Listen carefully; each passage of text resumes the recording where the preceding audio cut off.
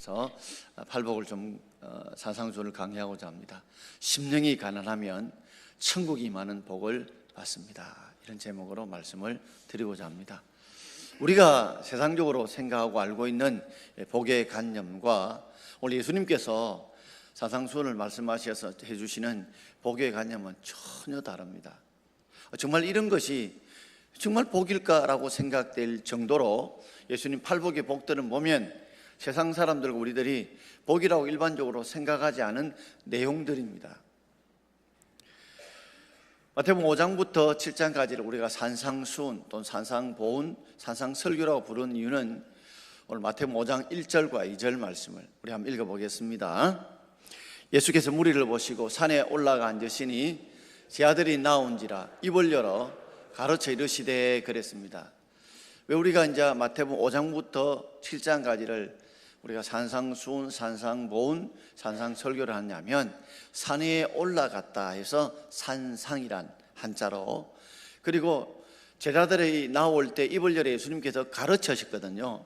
그래서 수훈이라는 말은 이 전할 숫자입니다. 하나님의 교훈을 제자들에게 전한다 해서 산상수훈이라고 말하기도 하고, 보훈, 이 보배 보자거든요. 그 말씀이 보배로운 말씀이 돼서 보배로운 교훈이라서 보훈이라고 부르기도 하고요. 그 말씀의 내용을 보게 되면 설교 행책이기 때문에 그 산상설교라고 말씀합니다. 학자들 중에 이 산상 이 수훈, 이 마태복음 5장부터 7장까지 내용은 성경 중에 성경이다 할 정도로 예수님께서 성경의 가장 중요한 핵심적인 내용을 기록해 놓고 있고, 또 어떤 분들은 이 산상수훈은 성경의 모든 수많은 보석이 박혀있는 왕관과 같은 그런 가장 중요한 내용을 담고 있다라고 말씀하고 있습니다. 산상수훈을 말씀하면서 제 첫 시작을 이 복에 대해서 시작을 하고 있습니다. 왜 예수님께서 이 산상수훈을 말씀하시면서 이 팔복에 대해서 말씀하신 이유가 뭘까요? 그 이유는 진정한 복이 무엇인가를 예수님께서 제시해 주시고, 그리고 그 예수님의 복을 우리 성도들이, 하나님의 백성들이 받기를 원하시고, 그리고 어떻게 해야 받을 수 있는지를 우리에게 설명해 주고 있습니다. 오늘 저는 이 세 가지로 나누어서 말씀을 드리고자 합니다. 첫 번째는 세상적인 복의 의미입니다. 세상적으로 복의 의미를 따지자면 우리 보통 오복이라고 말하죠. 오복할 때 우리는 부, 수, 강령, 그리고 고종명, 그리고 유호덕, 이렇게 5개를 일컬어서 우리는 세상의 오복이라고 부릅니다. 그러니까 부라고 하는 것은 부자가 되는 거, 그리고 수는 오래 사는 거, 목숨 수죠, 오래 사는 거. 그리고 강령은 편안할 강, 편안할 영자거든요. 그러니까 육신이 평안하고 마음이 평안하다는 말은 육신이 건강하고 마음이 평안한 거, 그것이 복이죠. 그리고 유호덕, 이 유자라는 말은 이 바유자라는 말이거든요. 또는 닦을 유라는 말이에요. 그러니까 덕을 닦고 덕을 좋아하는 사람, 그게 바로 복이라는 거죠. 그리고 맨 마지막 5번은 고종명, 이 고자가 살필 고자거든요. 이 종자가 마칠 종, 인생에 마칠 때, 인생의 목숨을 마칠 때까지 인생을 잘 살펴서 그 인생의 목숨이 다 마무리까지 중간에 사고 없이 자기 명대로 다 사는 걸 바로 고종명이라 하거든요. 그러니까 사고나 어려움이 없이 자기의 수명대로 그저 건강하게 살다가 인생의 마무리 짓는 이 고종명, 이것이 바로 오복이라는 것입니다. 그러니 이 오복을 보게 되면 부자가 되고 또 오래 살고, 그리고 평안하고, 그리고 우리가 덕을 잘 닦고 좋아하고, 그리고 자기의 수명대로 인생을 잘 살펴서 마무리 짓는 걸 우리는 오복이라고 부릅니다. 이 오복의 개념은 주로 구약의 개념들이 오복의 개념하고 아주 유사합니다. 현세적이고 소유적입니다. 무엇을 소유함으로 얻음으로써 우리가 누리는 이 복으로 구약의 개념을 깔고 있다면, 오늘 예수님께서 말씀하고 있는 이 산상순회에서 이 팔복은 현세적이보다는 우리가 영적인 이 복을 그 속에 담고 있습니다. 참으로 이런 것도 복일까? 오늘 우리가 심령이 가난한 자가 복이 있다는데 뭐 심령이 가난한 것이 복이 될까라고 생각하는 분들이 꽤 많을 줄 압니다. 그렇기 때문에 오늘 우리가 이 말씀에 좀 귀를 기울이고 왜 심령이 가난한 자가 복이 되는지, 왜 세상의 복과 달리 이것이 진정한 복인지를 우리가 살피고 깨달을 수 있는 저와 여러분 되기를 주의 이름으로 축원합니다. 1935년도에 계용목 씨가 백치 아다다라고 하는 단편 소설을 발간했습니다.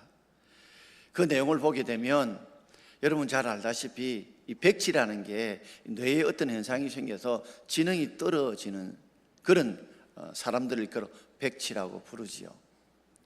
그런데 아다다는 이 벙어리입니다. 잘 말을 하지 못해요. 지능도 떨어지고 말도 잘하지 못하는데, 그런데 집이 부자였어요. 그러다 보니까 아버지가 지참금을 좀 듬뿍 해서 결혼을 시키게 됩니다. 결혼을 갔더니 신랑이 아내가 비록 백치고 벙어리일지라도 돈을 많이 가져오니까 그것 때문에 아내를 사랑해 줍니다. 그러다가 이 남편이 좀 돈을 벌게 돼요. 돈을 벌다 보니까 이제 그동안에 돈 때문에 아내를 사랑했던 그의 사랑할 이유가 없어지게 되죠. 그래서 아내를 끈수를 잡아서 때리기도 하고 나중에는 딴 여자를 데려 삽니다. 그리고 더불어서 십사를 그 부모들도 강하게 시킵니다. 도저히 아다다가 살아날 수가 없어서 친정으로 돌아가게 됩니다. 인생의 삶의 큰 고통과 아픔 속에 있다가 그의 종이었던 수령이라는 종이 있는데, 이 수령이 노총각이 이 천민인데 종인데 늘 장가가고 싶은 마음이 간절했는데 이 아다다를 좋아하게 되고, 또 아다다도 자기의 고통을 받아주는 이 수령에 연모하게 돼서 둘이서 도망을 갑니다. 평안북도에 있는 신미도라고 곳에 도망을 가서 그들이 열심히 남의 밭을 지어주고 이제 곡식을 얻어서 먹고 살게 되어집니다. 열심히 수령이가 일을 하고 등등 일을 함으로 돈을 이제 모으게 되어서 수령이가 그동안 꿈꾸었던 자기의 땅을 사서 그게 농사를 짓고자 하는 이제 꿈이 이루어지게 될 즈음에 아다다에게 그동안 모았던 돈을 보여줍니다. 야, 이 돈을 봐라. 이제 멀지 않아 땅을 사서 나도 좀 떵떵거리며 내 땅에서 내가 농사 짓는 그날을 내가 꿈꾸리라 라고 하자 백지 아다다의 이 얼굴빛이 하얗게 질립니다. 남편이 돈을 장롱에 넣어놓고 나가자 아다다가 그 돈을 빼서 강물에 뿌려버립니다. 나중에 뒤늦게 사실을 알고 왔던 수령이 남편이 그 물가로 이 아다다를 데려가서 강물 속으로 밀어붙입니다. 빨리 돈을 찾아오라고. 그 강물에 떠내가는 그 돈을 잡으려고 백지아다다 들어가서 결국에는 강물에 빠져 죽고 만다는 내용이 이 백지아다다의 내용입니다. 1935년에 왜 이 이야기를 계용목 씨가 했을까요? 세상에 더 많은 것을 소유해만이 행복이라고 생각하지만 아다다의 마음속에는 돈 때문에 첫 번째 남편이 자기를 버렸고 두 번째 남편도 이 돈 때문에 자기를 버릴까 두려움 때문에 진정한 행복은 이 돈 때문에 오는 것이라고 생각했던 세상 사람들에게 돈 때문에 인생 행복을 잃어버리고 놓쳐버렸던 이 아다다의 마음을 계용목 씨가 백지 아다다란 이런 단편 소설을 통해서 우리에게 돈의 소유가 진정한 행복이 아니라는 것, 돈의 소유가 결국 인생을 불행하게 만들 수 있다는 우리에게 경각심을 주기 위해서 그 소설을 지었잖아요. 그렇습니다. 우리도 그렇게 생각할 겁니다. 행복이라는 것은 내가 짓고 담고 있는 고민하고 있는 모든 문제가 해결되어지면, 그리고 내가 남들이 가지지 못하고 남들 더 많은 것을 가지게 되면 그때 나는 행복할 것이라고 하지만 오늘 예수님께서 우리에게 진정한 행복은 그런 것이 아니다 라고 우리에게 가르쳐 주고 있습니다. 자, 두 번째로 심령이 가난한 자의 의미입니다. 여러분, 심령이 가난하다라는 말이 무슨 의미일까요? 자, 우리 3절 전반절을 같이 읽겠습니다. 심령이 가난한 자는 복이 있나니 그랬습니다. 이 가난하다는 말은, 이 의미는 우리가 절대적인 가난과 상대적인 가난이 있습니다. 우리는 보통 가난하다 하지만 헬라 말에 보면 상대적인 가난은 페네스라는 말로 씁니다. 저는 한 달에 100만 원 버는데 상대가 한 달에 200만 원, 300만 원 벌면 심적으로 내 마음이 위축되고 마음이 가난해지게 되어집니다. 상대적인 가난이죠. 그런데 오늘 본문에 가난한 말은 프톨토이라는 말로서 이 말은 절대적인 가난, 절대적인 빈곤을 말합니다. 여러분, 우리가 상대적인 가난이 오면 그래도 내가 먹을 것, 입을 것 다 됩니다. 그러나 절대적인 가난이 오게 되면 내 먹을 것, 입을 것이 없게 되어집니다. 혹시 음식을 불평하고 투정하는 분이 계시다면 한 3끼나 한 6끼나 이틀 동안만 굶겨 보십시오. 그러면요, 온통 보는 것이 짜장면, 짬뽕, 탕수육, 한식, 정식 이런 것만 보일 거예요. 왜요? 먹고 싶은 열망이 너무 강렬한 거예요. 그처럼 이 심령이 가다는 것, 심령이 완전히 절대적으로 빈곤한 가장 파산 상태, 완전히 밑바닥이 드러난 상태, 이 상태를 말하거든요. 그러니 마치 우리로 말한다면 지금 얼마나 폭염이 내립니까? 그런데도 여러분 오늘도 샤워 다 하셨죠? 또 여러분 충분히 씻으셨죠? 또 충분히 빨래도 다 하셨죠? 이런 폭염 가운데 한 달 넘어 계속되는 이런 엄청난 폭염 가운데도 우리는 그렇게 물의 대기 부족함을 없이 우리가 살고 있습니다. 그런데 그렇게 한 것 중에 하나가 저수지에 물을 가두게 되고 지하수에 물을 끌려올 수 있기 때문에 지금 비가 내리지 않도록 우리가 이만큼 버티고 견뎌나갈 수 있지 않습니까? 그런데 우리가 믿었던 지하수마저 바짝 말라버리고 우리가 의지했던 이 저수지의 물만큼 완전히 말라버린다면 이제는 어디서 물을 구할 수가 없는 그런 상태. 그럴 때 여러분 어디만 쳐다보실 겁니까? 하늘만 쳐다볼 겁니다. 하늘에 내린 비만 쳐다보는 상황이죠. 그 상황이 바로 절대적인 빈곤, 그리고 우리 영적으로 파산난 상태와 같은 그런 심령이 가난한 자의 상태라는 말입니다. 자기 파산, 영적인 파산이니까 이해가 잘 안 되는데 이렇게 한번 생각해 보십시오.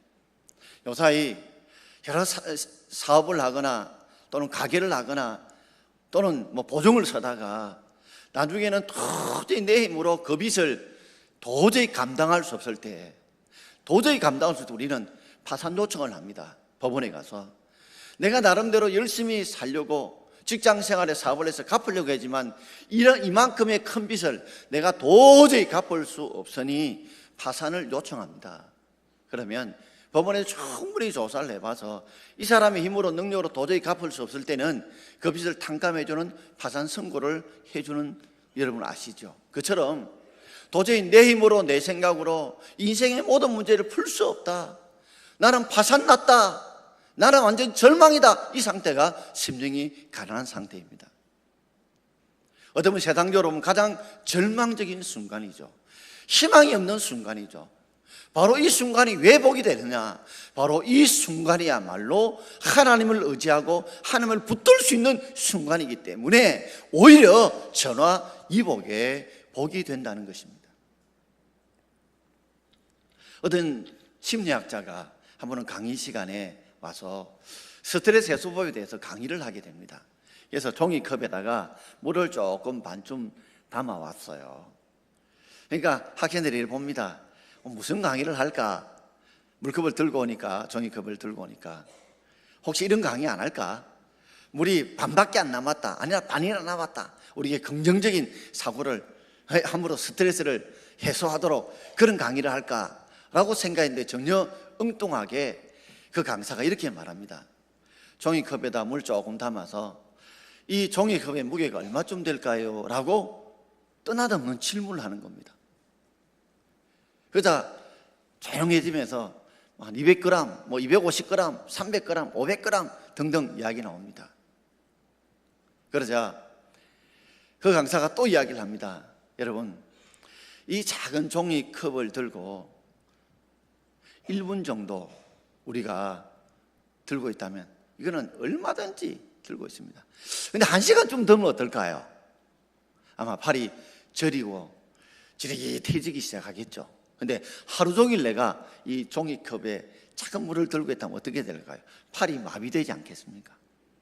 그러면서 우리의 인생의 스트레스, 걱정, 염려, 근심들은 마치 종업에 담긴 작은 물과 같아서 잠시 한 1분 동안 그렇게 걱정, 근심한다고 해서 우리 삶에 별 영향을 주지 않는다는 거죠. 근데 문제는 그것이 1시간 좀 계속해서 늘 염려, 걱정 속에서 우리의 삶의 고민 속에 계속 빠져 있다면 점점 우리 팔이 저리듯이 우리의 마음을 저리게 만들고 점점 힘들게 만들 것이고, 심지어 나중에는 계속해서 그 생각에 깊이 빠져가지고 그 스트레스, 걱정, 근심에 빠져 계속 내가 하루 종일 그 생각에 묶여있고 파묻혀 있고 거기에 몰두하게 되면 마치 온몸이 마비가 되는 것처럼 내 삶이 마비가 되고 내 정신이 마비되고 내 영혼이, 내 삶이 마비가 될 수 있다는 거죠. 그럴 때 바로 이 컵을 내려놓기만 하면 그 모든 것에서 해소될 수 있다는 거죠. 마찬가지입니다. 여러분 오늘 여기에 앉아 계시지만은 컵 안에 있는 물처럼 여러분 속에 많은 걱정, 근심, 염려들이 여러분 속에 담겨 있으시죠. 그 많은 걱정들을 여러분이 들고 있다면 그것이 잠시는 괜찮지만 시간이 가면 갈수록 여러분의 인생을 점점 힘들고 어렵고 마비시키고 고통스럽게 만들 겁니다. 그럴 때 아주 단순하게 이 컵을 탁자 위에 내려놓기만 하면 그 모든 고통에서 우리가 해소된다는 거죠. 내려놓는다는 게 뭘까요? 탁자에 맡기는 겁니다. 우리가 하나님 앞에 내려놓는다는 말은 하나님 앞에 나의 삶의 문제를 내가 들고 있으면 고통과 아픔이니까 하나님께 맡기겠다는 거죠. 맡김의 시작은 기도고 맡김의 완성은 순종하는 것입니다. 하나님께 기도하면서 내 삶의 모든 어렵고 힘든 문제를 기도로 맡기고, 이제는 내 생각, 내 고집, 내 방법이 아니라 하나님이 인도하시고 말씀으로 가르치는 그 방법대로 내가 순종해 가겠다는 거죠. 그럴 때 우리가 이 고통에서 힘을 얻을 수 있다는 말입니다. 우리가 내 나이가 20살쯤 될 때는요, 세상을 바꾸겠다고 이야기합니다. 남자가 30살쯤 되면요, 결혼해가 여자를 바꿀 것이라고 이야기합니다. 40쯤 되면요, 자식들을 바꿀 것이라 하다가 50이 넘어가면요, 내가 바뀌어야 된다는 걸 생각하게 됩니다. 여러분, 세상을 우리가 뭘 바꾸기 전에 내가 바뀌어야 되는데, 가장 중요한 바뀜이 있다면 내가 무언가를 들고 내가 무언가를 해결하기보다는 내가 할 수 없는 것을 내려놓는, 우리가 함께 맡기고 순종하는 그런 삶의 변화가 있기를 바랍니다. 심령이 가난한 자는 바로 그런 거예요. 인생 가장 낙심이 되고 가장 절망이 되는 그 순간에 나는 안 돼, 나는 못 돼, 나는 할 수 없는 것이 아니라 내가 할 수 없고 내가 안 되기 때문에 할 수 있는 그분 앞에 내가 맡기는 거, 그분 앞에 전적으로 매달리는 거, 이게 바로 심령이 가난한 자의 삶이라는 거죠.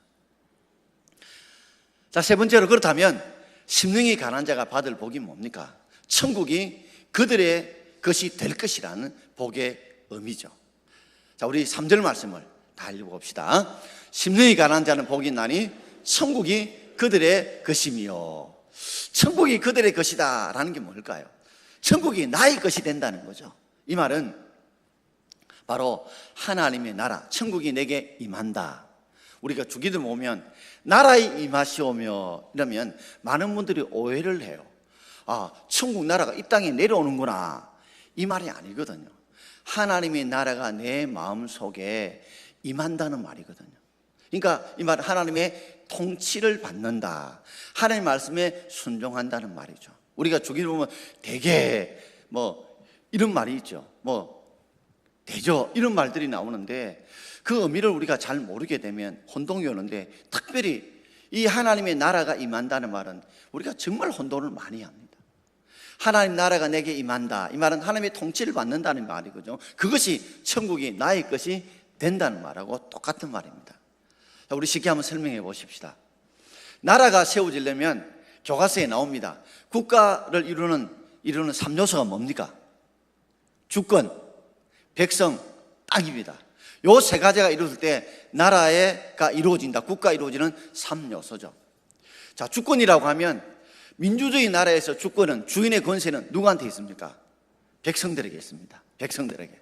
그런데 하나님의 나라의 주인의 권세는 누구한테 있습니까? 왕 되시는 하나님께 있습니다. 그리고 그 하나님의 백성의 통치를 받는 사람들을 하나님의 백성이라 부르고 그 통치를 받는 영역을 우리는 땅이라고 부릅니다. 이 땅의 항무함을 보소서라고 할 때 이 땅 대신에 저는 종종 부를 때 이맘의 항무함을 보소서라고 또 불어서 찬송하기도 하거든요. 바꾸어서. 그러니 하나님의 나라가 임한다, 천국이 나의 것이 된다는 말은 바로 하나님의 백성된 내가 땅, 내 마음일 수 있고 교회일 수 있고 내 직장일 수 있고 내 가정일 수 있는데 그곳에서 왕 대신 하나님의 주인의 권세를 내가 따른다, 주인의 통치에 내가 순종한다, 그 통치를 내가 받아들인다 라는 의미가 하나님의 나라가 내게 임했다는 거죠. 그런데 내가 하나님의 백성인데 내 마음속에 하나님의 통치를 받아들이지 않으면 하나님 나라가 임한 것이 아니라는 말입니다. 그러니 우리가 예수를 믿는다고 해가 다 하나님의 나라가 임하는 것이 아니고, 내가 하나님의 백성 내가 내 삶 속에서, 내 마음 속에서, 내 일터 속에서, 내 교회 속에서 하나님의 주권을 인정하고 그 명령에 내가 순종하고 그 통치를 다스림을 받는 곳이 바로 뭐가 이루어졌다? 하나님 나라가 이루어졌다, 임했다는 말입니다. 많은 성도들이 하나님을 믿습니다. 하나님의 백성입니다. 그러나 하나님 말씀대로 순종하고 살지 않는다면 그곳에 하나님 나라가 임한 것이 아니라는 말입니다. 우리가 동물의 왕국을 가만히 보십시오. 보면 짐승들이, 약한 풀을 뜯는 짐승들이 항상 맹수의 위협 속에, 사자나 호랑이나 등등 왼수의 위협 속에 노출되어 있습니다. 사자가 사냥을 가만히 할 때 주로 어떤 먹이를 사냥합니까? 병들어서 빨리 달릴 수 없는 그럴 수도 있지만 그 중에는 어떤 먹이들을 주로 사살하냐면 무리에서 떨어져 있는 거. 그 무리 안에 울타리에 있으면 괜찮을 건데 풀 뜯는다고 혼자 무리에 떨어져 있던 그런 먹잇감이, 사냥감이 되는 것입니다. 하나님의 영역 안에 있으면 우리가 하나님의 보호를 받고 통치를 받게 되는 것과 똑같습니다. 좀 더 쉽게 한번 이야기 드릴까요? 조선시대에 우리 종들을 가만히 보십시오. 조선시대 종들을 가만히 보면, 여러분 어떨 때 보면 참 절대 종은 되지 않아야 되겠다 싶으지만요, 진짜 종들은요 먹고 살고 자는 문제 걱정 안 합니다. 물론 이 질의 문제는 있지만, 왜냐하면 주인이 먹을 것, 입을 것, 살 것 다 책임져 주기 때문에 그렇습니다.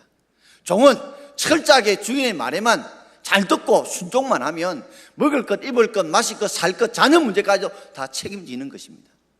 우리가 보통 목회자를 주의 종이라고 부릅니다.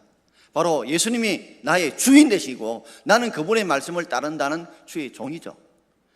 그렇다면 목사만 주의 종입니까? 여기 있는 모든 분들 다 주의 종입니다. 왜요? 예수님을 여러분의 구주로 믿고 그분이 여러분 인생의 주인으로 여러분 믿으시지요.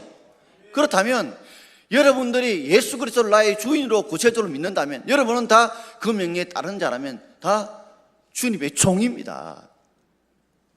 정말 주님의 종은요, 우리가 먹고 입고 살 것 모든 것들 걱정하는 방법 한 가지 있습니다. 그건 뭐냐면 생사복의 요탈권을 가지고 계신 그 주님의 말씀대로 우리가 정말 순종하고 내 생각 내 고집을 버리고 그분의 말씀대로 순종하게 살면 우리 하나님께서 우리의 삶의 모든 것을 책임져 주실 줄 믿습니다.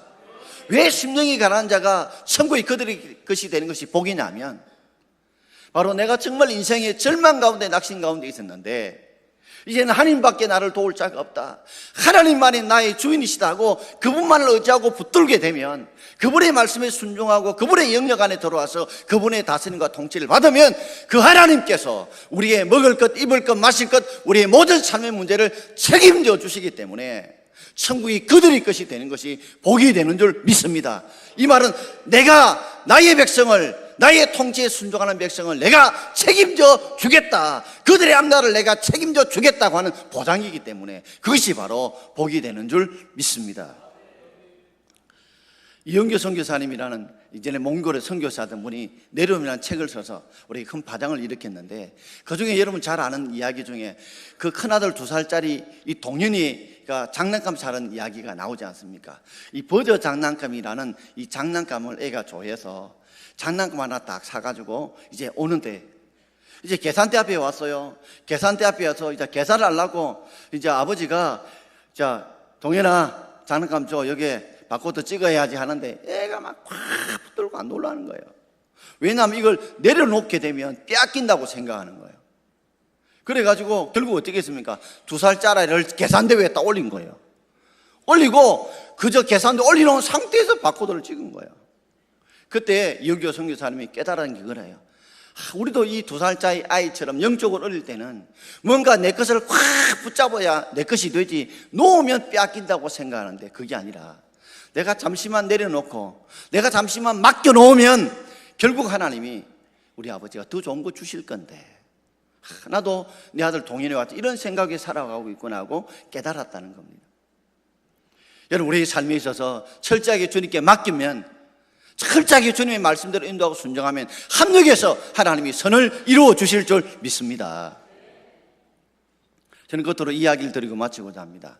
어느 장애 보육원에 애들이 그저 별로 많지 않은 그 보육원이 있었는데 어느 날 누군가가 과자를 갖다 선물을 해줬고 갔어요. 한 6만 원 상당의 이 과자를 갖다 놨어요. 누군가 갖다 놓게 싶은데 또 다음에도 한 달에 2번씩 저 남들 몰래 아침이나 또는 밤늦게 갖다 놓고 가는 겁니다.